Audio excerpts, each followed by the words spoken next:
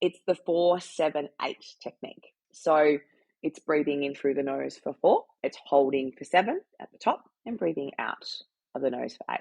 So breathing in for 4, hold for 7 at the top, breathe out for 8.